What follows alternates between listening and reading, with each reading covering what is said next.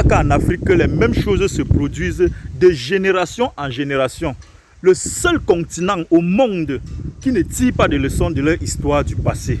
Mais écoutez, voilà Carlos Baleba et André Onana qui sont déjà en train de vous dénoncer pour les fausses informations que vous relayez sur la toile, juste pour essayer d'humilier Samuel Eto'o. L'histoire se répète en Afrique de génération en génération. Il y a toujours les traîtres dans toutes les générations en Afrique. Je ne sais pas ce qui dérange vraiment les Africains. J'ai dit que depuis le 19e siècle, ça a toujours été comme ça. Les pères de la révolution à l'époque, les Kwame Nkrumah du Ghana, ont toujours été trahis par leurs frères. Les Sékou Touré de la Guinée-Conakry ont toujours été trahis par leurs frères. Les pères de la révolution depuis le 19e siècle. Les plus récents, les Thomas Sankara, ont été trahis par Blaise Compaoré, leurs propres frères, parfois les plus proches. Les Oumniobé, c'est pareil. On a vu Kadhafi, c'est la même chose. Qu'est-ce que la Libye est devenue aujourd'hui? Voilà le président Laurent Gbagbo, qu'on l'a accusé d'avoir braqué la BCEAO, qu'il était à l'origine de la mort de plus de 3000 Ivoiriens. 10 ans de prison plus tard, les mêmes reviennent nous dire qu'il a été acquitté. Donc ce n'est pas lui, il n'a rien fait. Et ils n'ont pas dit, donc c'est qui alors? Si ce n'est pas lui, c'est qui? Et pourtant, il ne faisait que se battre pour libérer la Côte d'Ivoire, pour sortir la Côte d'Ivoire des accords coloniaux. Ce que le président Paul Biya a fait, tout seul. Aujourd'hui, vous êtes contre lui.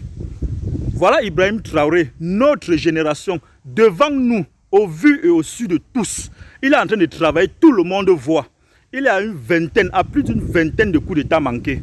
C'est toujours les Africains, c'est toujours nos frères, parfois les plus proches.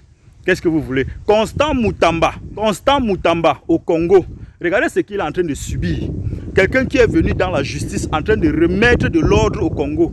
Regardez ce qu'un jeune subit devant tous les Africains. Et personne ne dit rien. C'est toujours les Africains qui sont en train de le condamner. 3 ans de travaux forcés. Combien de milliards C'est pas possible. Les Africains. Aujourd'hui, vous êtes dans le dos de Samuel Eto'o. Vous voulez faire la même chose. Qui va vous laisser faire ça? Et quand on essaye même de vous le dire, parce qu'on a des opinions différentes, vous venez signaler la page. Mettez-vous à l'aise. Ne vous inquiétez même pas. Faites-le. Mais écrivez ça quelque part. Notez-le. Tant que vous n'allez pas reconnaître le travail qui a déjà été fait dans ce pays-là, si vous ne reconnaissez pas le travail que le président Paul Biya a déjà fait dans ce pays depuis qu'il est là, qui que vous soyez, quel que soit votre bord politique, vous n'allez jamais prendre le pouvoir au Cameroun. Notez ça quelque part. Je reprends. Qui que vous soyez, quel que soit votre bord politique, si vous ne reconnaissez pas le travail qui a déjà été fait au Cameroun, là, pour les Camerounais, vous n'allez jamais prendre le pouvoir au Cameroun. Qui que vous soyez, quel que soit votre bord politique.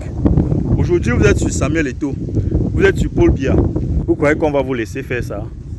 Vous préférez ceux qui font semblant de pleurer vos souffrances au profit de leurs propres intérêts, pour leur bien-être personnel, au lieu de celui qui est en train de se battre jour et nuit pour le bien-être collectif. Mais quelle naïveté pour les Africains. Même les Camerounais, je ne savais pas que vous pouviez descendre aussi bas. C'est terrible, hein? Même jusqu'à ce que c'est sorti de la bouche d'André Onana lui-même, qu'après vous allez aller relayer les fausses informations. Vous voyez? Carlos Baleba lui-même a dit que c'est pour après aller dire que nous on a refusé, aller mentir, qu'on a refusé, que j'ai refusé de prendre les voitures mises à notre disposition par l'Africafoot. Tout ça pour essayer de déstabiliser Samuel Eto'o. Entre-temps, Eza Botéo aussi là, avec les hautes instructions, en train d'écrire. Oh, les hautes instructions ont dit que si l'assistant du coach n'est pas là, les Lions ne vont pas gagner le match. Il n'était pas au banc de touche, les Lions n'ont pas gagné. Qu'est-ce que vous cherchez derrière Samuel Eto'o, juste? Vous n'avez jamais rien réussi. Toujours comme les féticheurs, toujours en train de faire des trucs, comme des féticheurs. C'est la voyance qui t'a attrapé, mon frère. Si la sorcellerie te dérange, va au village, va rester au village, va pratiquer ça au village. Tu seras libre. Jean-Michel Kankan aussi de son côté, en train de tourner au stade comme les mauvais esprits.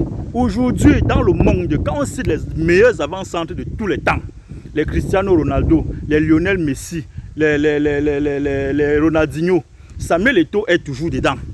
Quelle que soit la génération, il est là. Depuis quand on va citer les meilleurs gardiens comme les Barthez, les Casillas, les Buffon, on va citer Jean-Michel Kankan. À part pratiquer le vaudou, à part faire des incantations, regardez comment vous êtes. Regardez à quoi vous ressemblez. Vous qui êtes en train de combattre ceux qui travaillent pour le pays là. À part combattre ceux-là, qu'est-ce que vous avez déjà fait? Vraiment, dites-nous, ces gens-là, regardez-les, regardez à quoi ils ressemblent. Qu'est-ce qu'ils ont déjà fait? À part critiquer seulement ceux qui sont en train de travailler, quels sont leurs faits d'âme? Quelles sont leurs œuvres qu'ils ont déjà fait? Vous-même, dites-moi. Samuel Eto'o a vie aujourd'hui, demain, après-demain. Après lui, c'est l'obscurité. Si ça vous énerve trop, vous mourrez.